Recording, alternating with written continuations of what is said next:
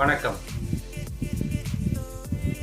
இந்த பதிவில் குழந்தை பாக்கியம் இல்லாதவர்கள், பொதுவாக குழந்தை பாக்கியம் இல்லாதவர்கள், குழந்தை பாக்கிய தடையில் இருப்பவர்கள், அது மட்டும் இல்லாமல் 1 வருடம் 2 வருடம் 3 வருடம் 5 வருடங்கள் ஆகியும் குழந்தை பாக்கியம் இல்லாதவர்களுக்கு இந்த பதிவை பார்த்து கொண்டிருப்பவர்கள் அனைவருமே உங்கள் கையிலே ஜாதகம் இருந்தால் எடுத்து வைத்துக் கொள்ளுங்கள்.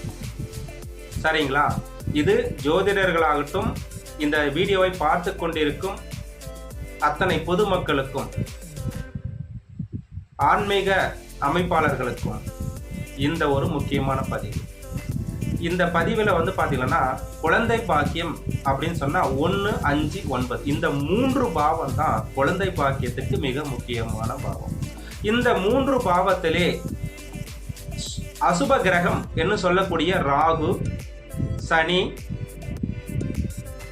கேது, செவ்வாய், இந்த கிரகங்கள் அமைவது சிறப்பல்ல. அதாவது அந்த கிரகம் அமர்ந்து விட்டால் அந்த கிரகத்தை ஒரு சுப கிரகம் பார்க்க வேண்டும், நிவர்த்தி கொடுக்கக்கூடிய கிரகம் பார்க்க வேண்டும். அவ்வாறு அமைய பெற்ற கிரகம் என்ன நட்சத்திரத்தில் இருக்கிறது என்றும் பார்க்க வேண்டும். பொதுவா 5ஆம் வீட்டு அதிபதி என்ன பாவத்தில் இருக்கிறார், என்ன நட்சத்திரத்தில் இருக்கிறார் என்று பார்க்க வேண்டும்.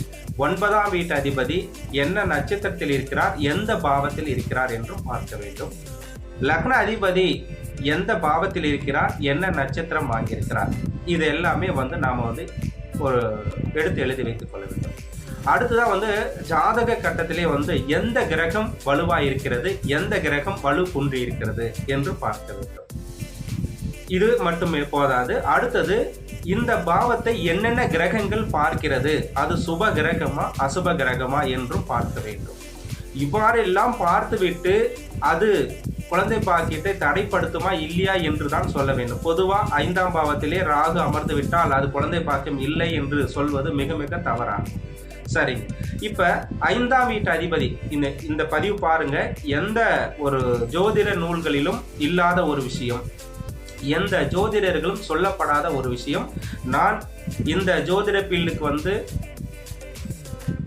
கிட்டத்தட்ட ஒரு 6-7 வருடங்கள் ஆகிறது. நான் என்னுடைய வாடிக்கையாளர்களுக்கு சொல்லி பயனடைந்த விஷயத்தை உங்களிடையே பகிர்ந்து கொள்கிறேன். பாருங்க, 5ஆம் வீட்டு அதிபதி என்ன நட்சத்திரத்தில் இருக்கிறார் என்று குறித்துக் கொள்ளுங்கள், அது என்ன பாதம் என்று குறித்துக் கொள்ளுங்கள்.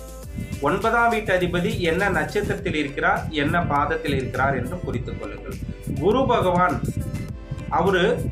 அவர்தான் புத்திரக்காரகன், அவர் எந்த பாவத்தில் இருக்கிறார் அப்படி என்று பார்த்து கொள்ள வேண்டும். என்ன நட்சத்திரத்தில் இருக்கிறார் என்று பார்க்க வேண்டும். இந்த 3 நட்சத்திரங்களும் எது வலுவாக இருக்கிறது என்று குறித்துக் கொள்ள வேண்டும். இப்ப பாருங்க, பொதுவா ஒரு 5ஆம் வீட்டு அதிபதி ஒரு நட்சத்திர சாரத்தில் இருக்கும். அது 108 பாதத்தில் எத்தனாவது பாதம் என்று பாருங்கள்.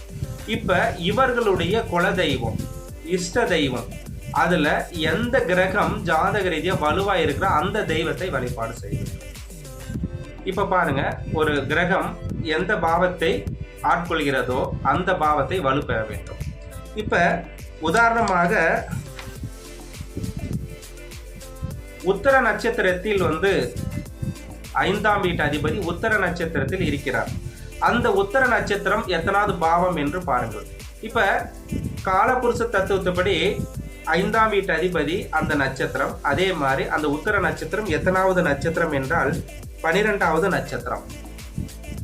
இப்ப 12வது நட்சத்திரம் அது நட்சத்திர பாதத்தில் 48வது பாதத்தை குறிக்கும். இப்ப பாருங்க, பொதுவா அவர்களுக்கு குழந்தை பாக்கியம் உருவாக வேண்டும் என்றால் அவர்களுடைய குல தெய்வத்துக்கோ இல்லை இஷ்ட தெய்வத்துக்கோ கண்டிப்பாக 48 நாள் முழு விரதம் இருந்து அனுதிஷ்டம் பண்ணால் குழந்தை பாக்கியம் உண்டாகும்.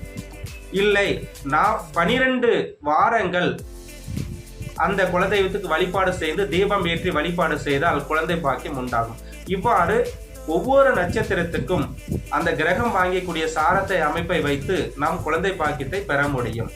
இந்த பதிவை கண்டிப்பாக நீங்க பாருங்கள். அடுத்தடுத்து ஒவ்வொரு நட்சத்திரத்துக்கும் உண்டான அந்த குழந்தை பாக்கிய சம்பந்தமாக உங்களுக்கு நான் பதிவிடுகிறேன். நன்றி, வணக்கம்.